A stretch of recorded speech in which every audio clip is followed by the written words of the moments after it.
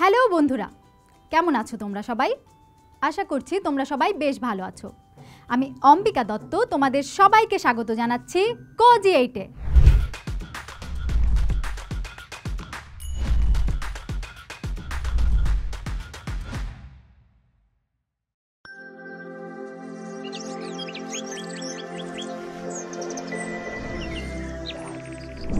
আজকে আমরা চতুর্থ শ্রেণীর বাংলা বইয়ের ১৯তম অধ্যায় ঘুরে আসি সোনারগাঁও গল্পটি নিয়ে আলোচনা করব। তাহলে চলো শুরু করি আজকের গল্পটি। গল্পটি শুরুর আগে তোমরা আমাকে বলো তো, তোমরা কে কে সোনারগাঁও গেছো বা ঘুরে এসেছো? বাহ, দেখছি তোমরা অনেকেই সোনারগাঁও ঘুরে এসেছো। আমি কখনো সোনারগাঁও যাইনি। তোমাদের সাথে এই গল্প নিয়ে আলোচনা করতে করতে ভাবছি একবার ঘুরেই আসবো। আচ্ছা চলো মূল গল্পে ফিরে যাই। আমরা এই গল্পে দেখব সাবিহা, নমিতা, কবির, সুবীর সহ আরও অনেককেই তাদের হাসান স্যার শিক্ষা সফরে নিয়ে যাবেন। জানুয়ারির মাঝামাঝি সময়টায় শীত থাকে। এই শীতের সকালে কুয়াশার আবরণ ভেদ করে সূর্য উঁকি দেয় আকাশে। আর এরই মধ্যে এরা সবাই পৌঁছে গেছে স্কুলে। সবাই মিলে যাবে ঐতিহাসিক সোনারগাঁওতে। সাবিহাও আমার মতো ভাবছিল সোনারগাঁও আসলে দেখতে কেমন। এটা কি সোনা দিয়ে মোড়ানো কোনো গ্রাম? হঠাৎ তার চিন্তায় ছেদ পড়ল। বন্ধুরা, এদিকে হাসান স্যার সবাইকে বাসে ওঠার জন্য তাড়া দিলেন। সবাই সুশৃঙ্খল হয়ে বাসে বসল। হাসান স্যার এবার ঢাকার একটা ম্যাপ ঝুলিয়ে দেখালেন। বললেন, এই দেখো সোনারগাঁও। ঢাকা থেকে সোনারগাঁওয়ের দূরত্ব ২৭ কিলোমিটার। এটা নারায়ণগঞ্জ জেলায়।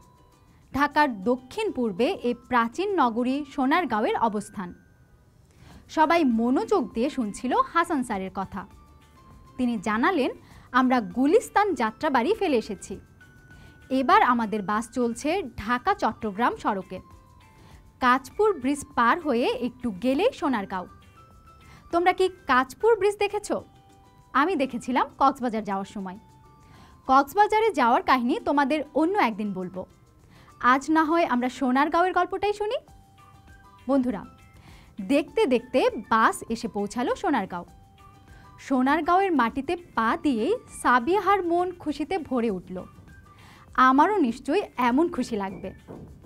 চারদিকে সবুজ গাছপালা আর শীতের সকালের মিষ্টি রোদ্দুর। প্রথমেই তাদের চোখে পড়ল এক গম্বুজ বিশিষ্ট একটা প্রাচীন মসজিদ। স্যার বললেন, এটা হচ্ছে গোয়ালদি মসজিদ। মোঘল স্থাপত্য শৈলীর অপূর্ব নিদর্শন রয়েছে এই মসজিদে। তবে এটা তৈরি হয়েছিল বঙ্গদেশে আসারও আগে। হাসান স্যার আরও জানালেন, প্রাচীনকালের সমৃদ্ধ নগর ছিল সুবর্ণগ্রাম। এরই পরে এর নাম হয় সোনারগাঁও। ঢাকার আগে সোনারগাঁও ছিল দক্ষিণ পূর্ব বাংলার রাজধানী। ঈশা খাঁ ছিলেন এই অঞ্চলের শাসক। সোনারগাঁওয়ের সবচেয়ে সমৃদ্ধ এলাকার নাম পানামনগর। এ যেন নগরের মধ্যে আরেক নগর। বন্ধুরা, তোমরা স্ক্রিনে পানামনগরটি দেখতে পাচ্ছ নিশ্চয়ই। এখানে এসে সাবিহা ভাবতে থাকে আর বেড়াতে থাকে। পানামনগরের একটা মাত্র রাস্তা। তার দুই পাশে সারি সারি প্রাচীন দালান। দালানগুলো খুব উঁচু নয়, সবই দোতলা। প্রায় ১০০ বছরেরও আগের তৈরি। এখানে ধনী ব্যবসায়ীরা বসবাস করতেন। সোনারগাঁও ছিল মসলিন কাপড় তৈরির সমৃদ্ধ স্থান। সোনারগাঁওয়ে তৈরি মসলিনের বিশ্বজোড়া খ্যাতি ও কদর ছিল। পরে সুতি কাপড়ের প্রধান কেন্দ্র হয়ে ওঠে এটি। কিন্তু এদেশে ইংরেজরা আসার পর দেশি কাপড়ের কদর কমে যায়। বন্ধুরা, ইংরেজরা আসার পর বিলেতি কাপড় আসা শুরু করে এদেশে। বন্ধ হয়ে যায় এখানকার ব্যবসা বাণিজ্য। এই শহরের পুরনো দালান বাংলার অভূতপূর্ব স্থাপত্যশৈলী। আমাদের সংস্কৃতির নিদর্শন হিসেবে যেন সগর্বে মাথা উঁচু করে দাঁড়িয়ে আছে। এবার আমাদের শেষ গন্তব্য সোনারগাঁও লোকশিল্প জাদুঘর দেখার পালা। একটি দেশের শিল্প সংস্কৃতি, ইতিহাস, ঐতিহ্যের যাবতীয় নিদর্শন জাদুঘরে সংরক্ষিত থাকে। সোনারগাঁওয়ের জাদুঘরে ঢুকতে ঢুকতে সবুজের স্নিগ্ধ পরশে সাবিহার মনটা ভরে গেল।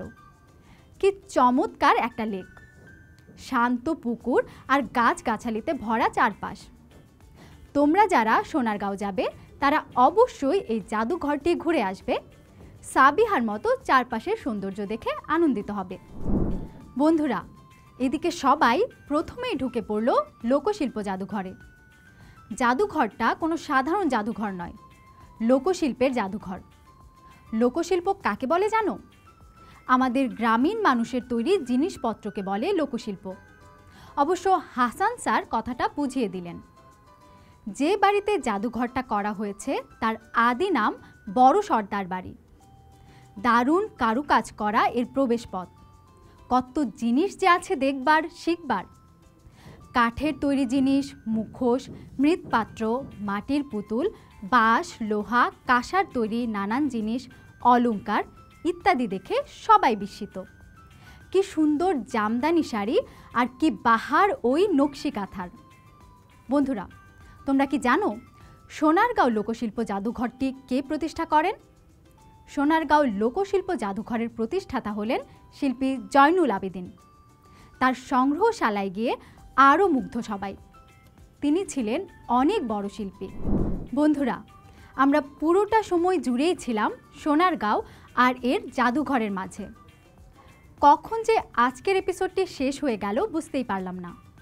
আশা করি আজকের গল্পটি তোমাদের বেশ ভালো লেগেছে।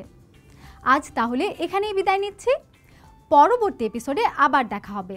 সে পর্যন্ত তোমরা সবাই ভালো থেকো, সুস্থ থেকো এবং অবশ্যই গো-জি8-এর সাথেই থেকো।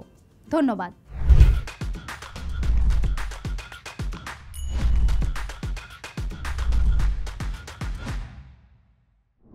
বন্ধুরা, এবার চলো আমরা এই অধ্যায়ের গুরুত্বপূর্ণ কিছু নোটস জেনে নেই। ঢাকা থেকে সোনারগাঁওয়ের দূরত্ব ২৭ কিলোমিটার। এটা নারায়ণগঞ্জ জেলায়। ঢাকার দক্ষিণ পূর্বে এই প্রাচীন নগরী সোনারগাঁওয়ের অবস্থান। ইংরেজরা আসার পর বিলেতি কাপড় আসা শুরু করে এ দেশে। যে বাড়িতে জাদুঘরটা করা হয়েছে তার আদি নাম বড় সর্দার বাড়ি।